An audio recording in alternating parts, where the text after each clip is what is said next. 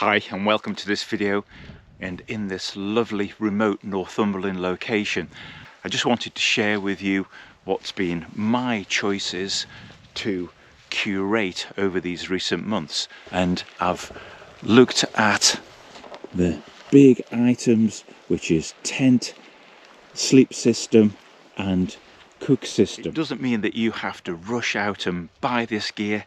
If you've got your kit that you're happy with, or if you're looking at budget options, and there is a really good price mat included in this. So enjoy the video and please comment below what your favourite bit of winter kits are and what you like out of my choices.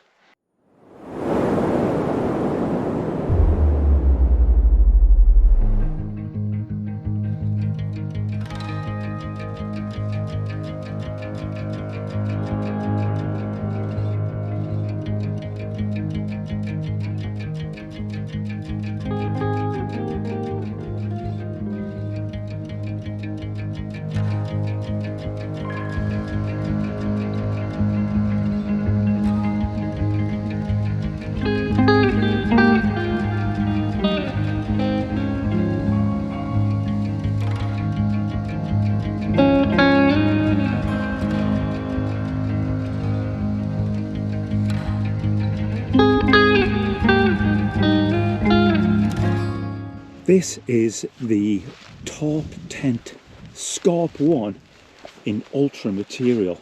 Now what makes this tent cutting edge is the use of this Challenge sailcloth Ultra TNT. And good tents typically are made out of sil nylon. That's nylon coated with silicone both sides, probably a double layer. Typically with the tarp tent that I've used many times before, even in stormy weather, right on this spot. But the difference is this material, whilst only a little bit lighter, is significantly stronger. And compared to 30D nylon, the best figures I can find in terms of tear strength is anything upwards from 3 times the tear strength. So typically a heavy duty sil nylon like Curlon 1800 has a tear strength of 18 kilograms. This is between 60 and 80 kilograms of tear strength. If you look closely, it's got a weave going in diagonal directions, and that's supposed to give it multi-directional stability. They look quite far apart, but this thread is ultra high molecular weight polyester cord, and it's then sandwiched between layers of like a plastic like material whose name I can't remember. And the good thing is about this material is it doesn't stretch at all or retain water. So unlike sil nylon, it won't stretch and billow so much in the wind. It makes a more rigid structure, and it doesn't absorb water. So typically with a tent like this, in a moist environment like this, after it's been pitched for a while, or even if it's been raining, it'll start to sag and you've got to tighten it and it'll flap more, and this will just keep its structure.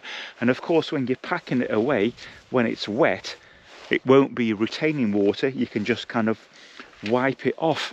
Got Honey Dog with me tonight, which is good. She's got a lovely new green coat on, haven't you? Hey, good girl. So what I've done is kept my old alloy pole from my old Scarp 1 and kept the same inner, and just bought a fly sheet. But I thought I'd upgrade from the alloy crossing poles, which I was often reluctant to bring because of the weight. They were about ½ kilo, but these are much less, at about 250 grams. So a good saving there of 200 grams. And they're super light, narrower diameter. I think these are 7.5 millimeter, but I think the combination between the alloy pole and the carbon crossing pole gives me good weather stability. It's been really stormy, but it's calming down now. But still, the forecast is for gusting winds in the night, so I'm going to put these on. Still not sure about the colour, but it's growing on me. Right, that now. Pretty damn snug. And in this format now, the Top Tent Scarp 1 is freestanding. Right, the next part of cutting edge camping gear I'm using is the Light Tour 7.5 mat. Now, this represents cutting edge technology with layers of reflective film in between. I've used before the excellent Nemo Tensor Extreme and the brilliant Thermarest NXT X-Therm, but this one by Light Tour appears to be a little bit lighter, even though this is a mummy instead of the rectangular one I normally use. And I'm taking a bit of a gamble tonight because it's a set to get below freezing tonight. And the other item is NORTENT have sent me their Lyng sleeping bag, and that means heather in Norwegian. Now, this, for a 3-season bag they're building it, I think for us means 4 season. Now, it's called their -5 bag, but this actually is -5 comfort, and it feels it. It's got some fabulous features, and to start off with, the compression sack's really well made. I tend to find these tend to tear and rip along here. Got a lot of confidence that this is not going to happen with this one. So I'm going to get my head torch on and get these things sorted out, and put a down jacket on as well. It's cold.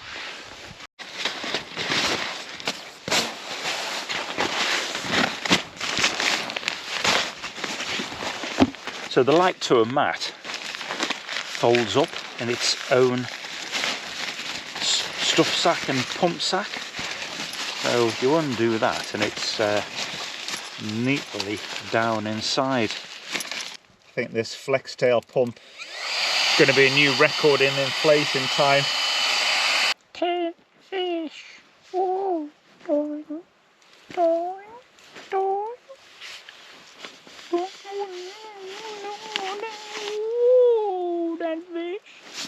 I'm super excited about this NORTENT sleeping bag. Now, recently I've been using the Sea to Summit Spark -9, but the -9 that they call the model is actually its extreme limit, whereas this extreme limit is -15. And this is a complete dry bag. It's even velcroed across the top. Now, the manufacturer's quoted 1.4 kilos, but it's absolutely feature rich. It's a 10D outer, but 850 fill power responsibly sourced down. And you can scan this to actually trace where the down came from, so ethically sourced. And this Down Tech down is treated with a water repellency as well. So we'll leave that to loft a bit, and I'll show you some of the features later. But keep an eye out, and please like and subscribe, because all the kit that I'm showing you here, I'll be doing individual reviews on as time goes by. But to start off with, some of the features it has are a foot pocket at the bottom to dry your socks out, and there's one inside as well. There's a central zip that's well baffled going down the middle, armholes so you can sit up. There's a zip at the bottom so you can get your feet out if you like, and then there's a system of toggles so you can draw the bottom up so you can walk around in it. Inside here there is a press-studded neck baffle that you can wrap around you. Super cozy. Can't wait to get in that later. Secret weapon Mark 6 is down shorts. If you don't want to bring bulky down over trousers, something like this is pretty discreet and keeps the important areas warm. I'm going to put these under this Rab Sil poncho, and it'll be all cozy for preparing my dinner. Lovely. They look a bit strange, but there's only me here and the dog and thousands of people that'll watch this. Or maybe just 25 people. You know, military forces are not wrong about the poncho, because once this is all over you, it really traps the heat in. And Honey's in the dog Gervan bag. That's got insulated mylar inside. She's got a coat on as well, and that's got an insulated floor at the bottom, so she's lovely and cozy in there. She's had a tea. All good, aren't you? So now it's time to make mine. Okay. I'm sure you'll get a bit of burger, Honey.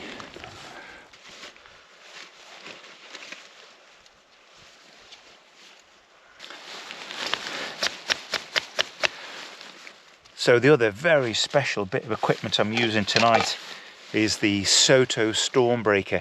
I'm sure you've seen my review on this before, and if you haven't, check it out. It's a really efficient multi-fuel stove, and it'll work on gas, but I've got it on white gas mode tonight, so liquid fuel in here, which performs really, really well in low temperatures such as I'm experiencing tonight. It's about +3 now, set to get down below freezing. I thought this cleaver style knife would make a good spatula and knife. Somebody just commented on a comment that I commented on about this stuff. Patax, potato and cauliflower curry. So it's got the liquid in already, so you don't have to rehydrate it. Pretty cheap as well, about £3, so should be a lovely meal.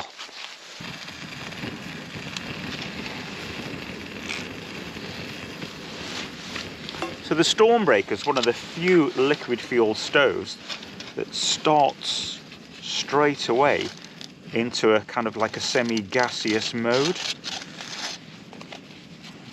Just a little bit of yellow flame.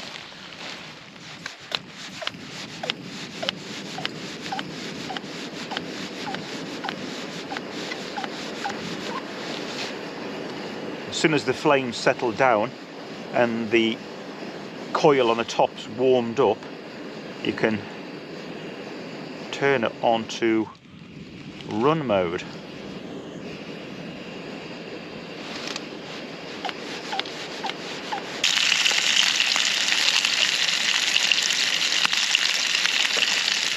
Fresh cheesy ciabatta, and I didn't even slice into my hand. That's about as low as the Stormbreaker will go on liquid fuel mode.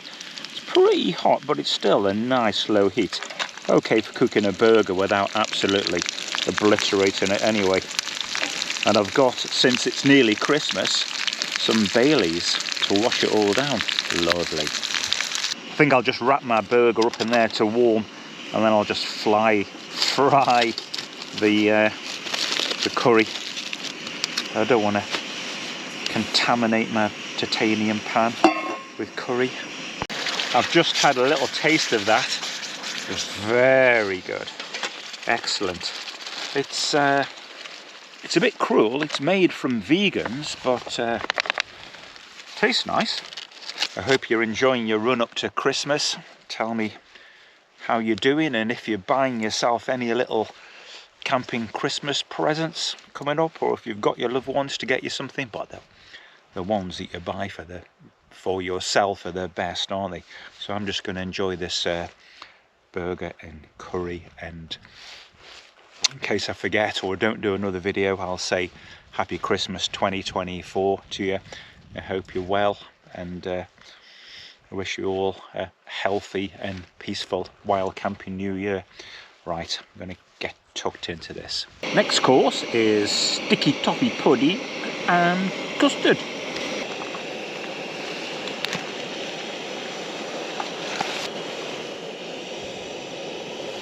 Get the lumps out and put a spot of Baileys in that, I think.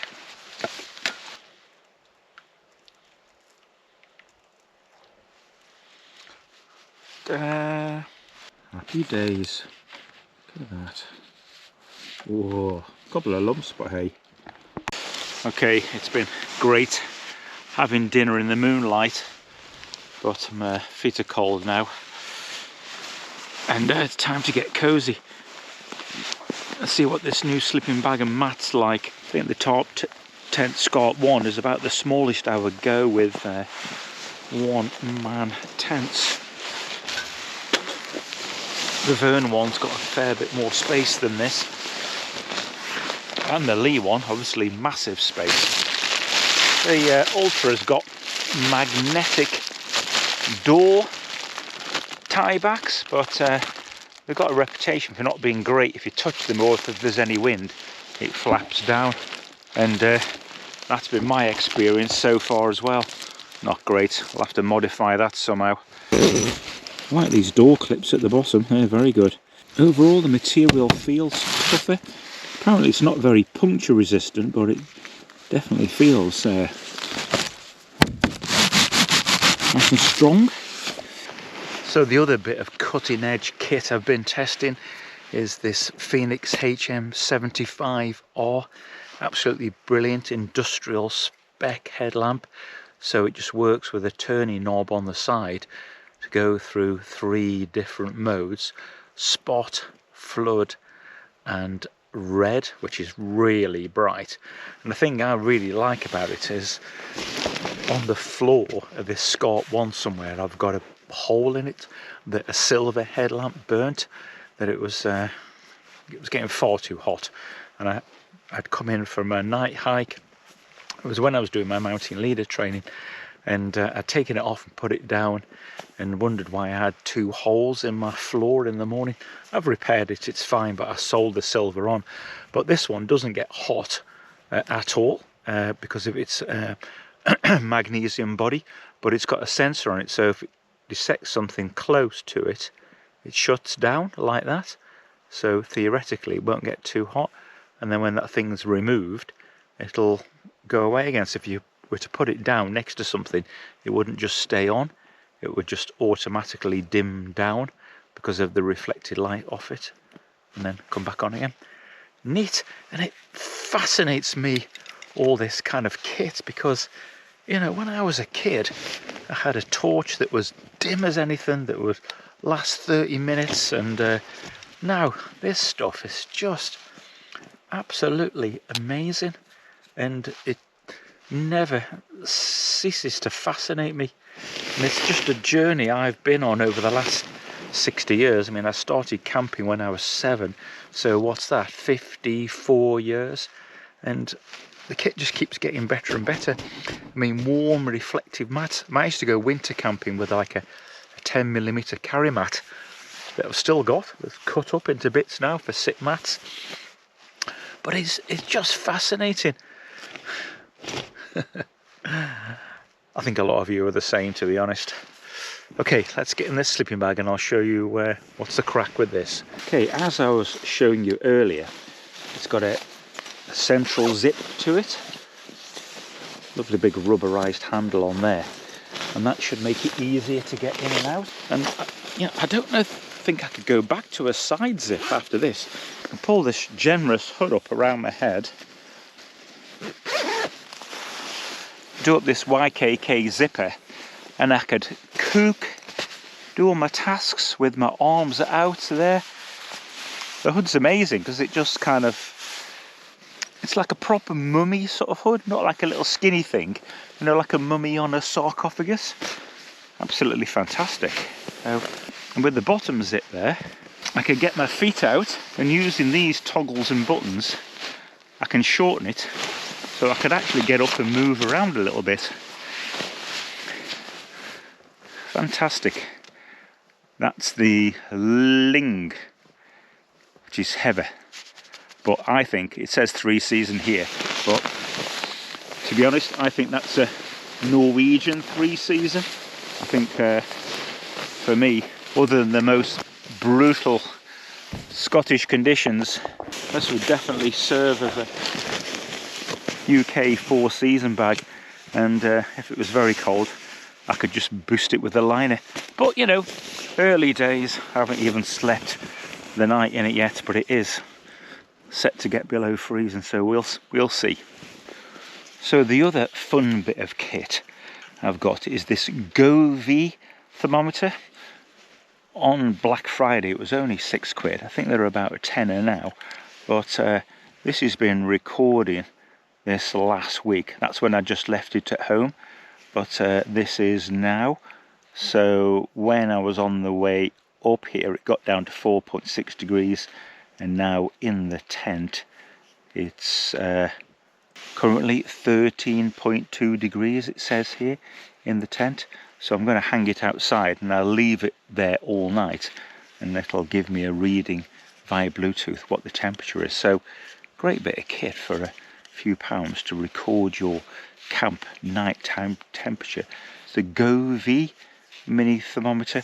I'll put a link in my gadget section in the kind of link stuff below. Now I've made this video not to show you stuff that you should go and buy. It's just stuff that I'm enjoying, and this is my journey, but I really hope you get something out of it. And you don't have to be buying all the latest, most expensive gear, but some of these things you might like to have a little try of yourself and perhaps put on your Christmas list.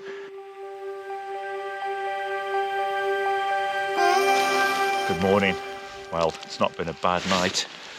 According to the Govee thermometer, it got down to 1 degree centigrade in the night. It's about 2 now, but with 90% humidity, it's felt very cold. But the Lyng sleeping bag's been absolutely fantastic.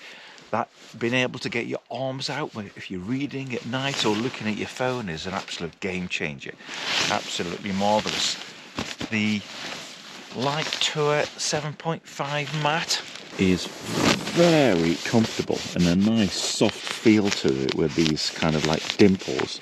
I'm sure there's a bit of stretch in this material as well. For these conditions it's been okay. I wasn't cold, but I don't think it's as warm as the Nemo Tensor or the Thermarest Xtherm NXT. But then again, it's kind of like less than half the price. So if you're a warm sleeper, you'd be fine. I'm a little bit of a cold sleeper, and against my pressure points on my side, my shoulder and my hip, my ribs, I did feel it a bit cool, but it didn't wake me up. It was fine. I was just aware of that when I was on my side this morning.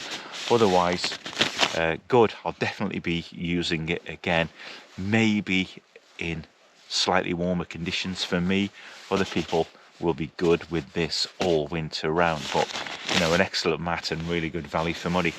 So the top tent's been good. Fair bit of condensation inside here. Interesting conditions.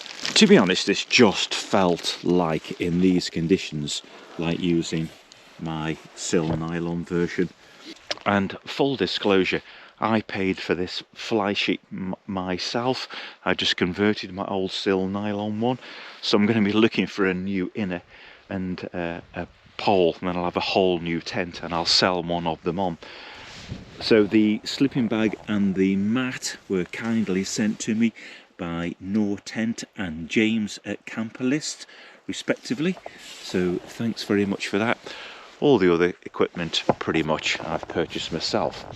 Now what I'm hoping is that there's a UK, or actually Northern Ireland, YouTuber that's got currently the Arc Dome Ultra, and he's not keeping that. It's been sent to him by Tarp Tent, so I'm hoping that I may be able to get that for review. So comment below if you'd like to see that. He's happy to send it to me, but Henry at Tarp Tent might have other desires for that tent. But I think for a bit more space in winter, for a lightweight tent, the Arc Dome is definitely worth having a look at. Yeah, so hopefully we can make that happen. Now, talking of cutting edge gear, I've even got a new backpack. This is the Granite Gear Blaze 60.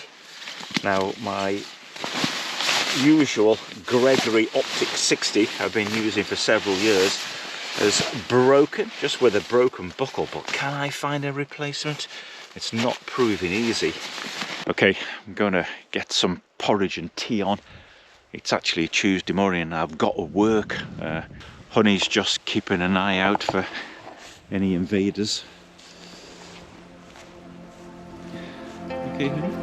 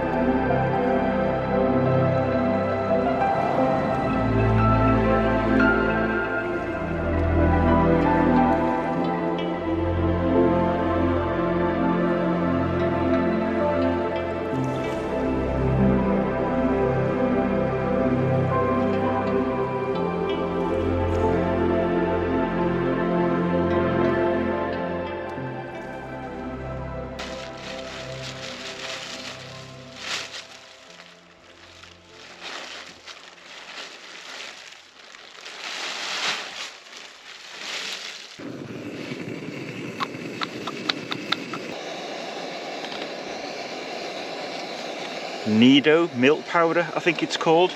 Brilliant.